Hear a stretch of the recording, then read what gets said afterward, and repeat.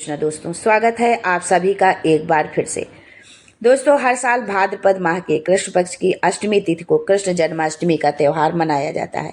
इस साल कृष्ण जन्माष्टमी 15 व 16 अगस्त को है। मान्यता है कि इस दिन भगवान श्री कृष्ण का जन्मोत्सव मनाया जाएगा। हिंदू धर्म में कृष्ण जन्माष्टमी का व्रत अत्यंत शुभ व फलदायी माना जाता है। मान्यता है कि भक्ति भाव व नियम पूर्वक जन्माष्टमी का व्रत जो रखता है उसकी सभी मनोकामनाएं पूर्ण होती हैं। कई लोग जन्माष्टमी का व्रत रात 12 बजे तक करते हैं और जबकि कुछ भक्त अगले दिन सूर्योदय के बाद व्रत का पालन करते हैं। इस व्रत में अन्न ग्रहण करने की मनाही होती है। जन्माष्टमी व्रत में कुछ नियमों का पालन करना अत्यंत शुभ फलदायी होता है। व्रत के दिन सूर्योदय से पूर्व उठकर स्नान आदि करके स्वच्छ वस्त्र धारण करने चाहिए। उसके बाद व्रत का संकल्प लें। इस दिन भगवान श्री कृष्ण के बाल स्वरूप लड्डू गोपाल की विधिवत उनका श्रृंगार करें। आधी रात 12 बजे भगवान श्री कृष्ण की विधिवत पूजा करें। उन्हें मखाने, मिश्री, मक्खन और तुलसी दल का भोग लगाएं। भगवान श्री कृष्ण की आरती उतारें। परिवारजनों में प्रसाद को वितरित करें और व्रत का पारण करें। इस दिन अन्न नहीं ग्रहण करना चाहिए। व्रत करने वालों को दिन में नहीं सोना चाहिए। इस दिन वाद विवाद से दूर रहना चाहिए और किसी को भी अपशब्द नहीं बोलने चाहिए। इस दिन गौ सेवा करना अत्यंत शुभ माना जाता है। व्रत करने वालों को अन्न, धन व वस्त्र का दान करना चाहिए। दोस्तों, भगवान कृष्ण की पूजा षोडशोपचार पूजन विधि से यदि हम करते हैं तो हमें विशेष फल की प्राप्ति होती है। षोडशोपचार पूजा का पहला चरण है कि पूजन की शुरुआत ध्यान से होती है, जिसमें भक्त भगवान श्री कृष्ण की दिव्य मूर्ति के सामने बैठकर उन्हें अपने मन में आवाहन करते हैं और उनकी छवि का स्मरण करते हैं।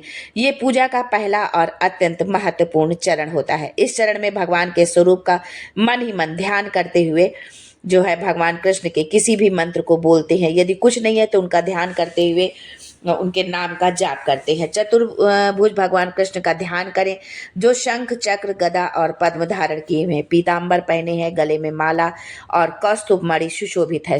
ओम श्री कृष्णाय नमः जो है कहते हुए उनका जाप करें। भगवान श्री कृष्ण को जो है आप ध्यान करते रहें। ध्यानात् ध्यानम समर्पयामि। श्री कृष्ण का ध्यान अर्थात मैं भगवान श्री कृष्ण को ध्यान अर्पित करता हूँ या अर्पित करती हूँ। इस प्रकार ध्यान करके पूजन की शुरुआत होती है, जिससे वातावरण भक्तिमय हो जाता है और मन स्थिर होकर पूजा के आगे के चरणों के लिए तैयार होता है। दूसरा चरण है आवाहन। हाथ जोड़कर भगवान श्री कृष्ण का आवाहन करें और प्रार्थना करें कि वे अपने बंधु बांधवों सहित पधारे और यहीं पर विराजे। तीसरा चरण है आसन। भगवान को सुंदर रत्न जड़ित आसन आप अर्पित करें। भगवान के चरण धोने के लिए पंचपात्र से जल अर्पित करें उनको। पांचवा चरण अर्घ्य है जो है गंध, फूल और अक्षत में स्थित अर्घ्य भगवान को अर्पित करें।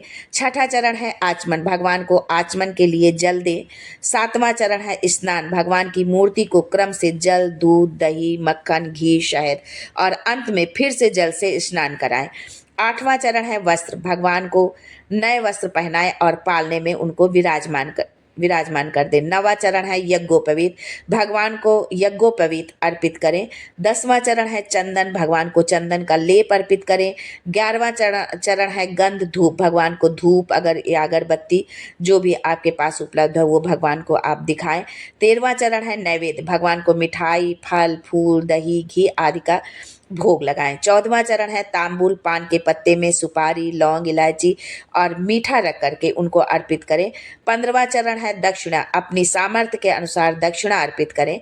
16वां चरण है आरती। अंत में घी का दीपक लेकर भगवान श्री कृष्ण की आरती करें और प्रिय कृष्ण भजन भी आप गा सकते हैं। यदि आपके घर में जो है सामूहिक रूप से कई लोग हैं तो आप भजन भी गा सकते हैं, भगवान की आरती करें। इस दिन आप भगवान का विशेष श्रृंगार करें, जो है माखन, मिश्री व मिठाई, फल का आप भोग लगाएं। जो है घर और मंदिर को भी आप खूब अच्छे से जो है आप उसको सजाएं, जो है साफ सुथरा करके। कृष्ण भगवान के लिए नए वस्त्र, झूला, बांसुरी, कुंडल, मुकुट, श्याम तिलक, काजल, बाजूबंद, पाजे पहनाकर उनका श्रृंगार करें और रात में उनको आप झूला जो है झुलाना आप बिल्कुल भी ना भूलें। जन्माष्टमी पर राहु काल जो है सुबह 9:19 से 10:55 तक रहेगा। इसके बाद यम गंड दोपहर 2:07 से 3:42 तक रहेगा। अभिजीत मुहूर्त 12:05 से 12:56 तक। अमृत काल 2:21 से 3:52 तक। ब्रह्म मुहूर्त 4:31 से 5:19 तक होगा। राहु काल पर आप अपने पूजा कि कोई भी ना तो सामग्री लेके आए और ना पूजा से संबंधित आप उस कोई भी कार्य आप करें, उतनी समय आप विराम दे दें, भगवान का नाम जाप करते रहें। इस तरह से भगवान का श्रृंगार करें, भगवान को का भोग अर्पित करें और यदि संभव हो तो आप कुछ ना कुछ अपने घर में बनाकर भगवान को भोग अर्पित करें, क्योंकि जब हम घर में बना करके कोई चीज़ भगवान को अर्पित करते हैं तो वही हमारा भोग पूर्ण समर्पण माना जाता है। और जब हम कोई चीज़ भगवान को पूर्ण समर्पण के साथ उनको अर्पित करते हैं तो भगवान उसको जरूर स्वीकार करते हैं। साथ ही इस बात का आप जरूर ध्यान रखें कि जो भी भोग की सामग्री आपने घर में बनाई है या आप ले करके आए हैं उसमें तुलसी दल जरूर डालें, क्योंकि बिना तुलसी दल के भगवान भोग को स्वीकार नहीं करते हैं। यदि आपने बहुत मेहनत करके भोग बनाया लेकिन आप तुलसी दल आपने नहीं डाला है तो आपका भोग भगवान स्वीकार नहीं करेंगे। और आप ये ध्यान रखें कि तुलसी की पत्ती आप एक दिन पहले ही तोड़ लें, उस दिन आप तुलसी की पत्तियां ना तोड़े तुलसी के पेड़ से। और पूजा के स्थान पर यदि छोटा गमला हो, छोटा पेड़ हो तो उस जो है पूजा के स्थान पर जरूर तुलसी का गमला रखें, तुलसी का पेड़ वहाँ पर आप जरूर उसको रखें जो है, क्योंकि तुलसी से भगवान कृष्ण को अत्यंत प्रेम है। बिना तुलसी के वो भोग ग्रहण नहीं करते हैं। तुलसी दल आप उनको जरूर चढ़ाएं, अर्पित करें पुष्पों के साथ में। नीले रंग के उनको पुष्प अर्पित करें, भगवान कृष्ण को नीले रंग के पुष्प जो है अति प्रिय है। वैजंती माला यदि उपलब्ध है तो आप वैजंती माला उनको अर्पित करें। तुलसी दल का मतलब होता है जिनमें 4 पत्तियों का जो समूह होता है उसको हम तुलसी दल कहते हैं। तो इस तरह से आप एक पत्ती भगवान को अर्पित नहीं करना है, आपको तुलसी दल अर्पित करना है।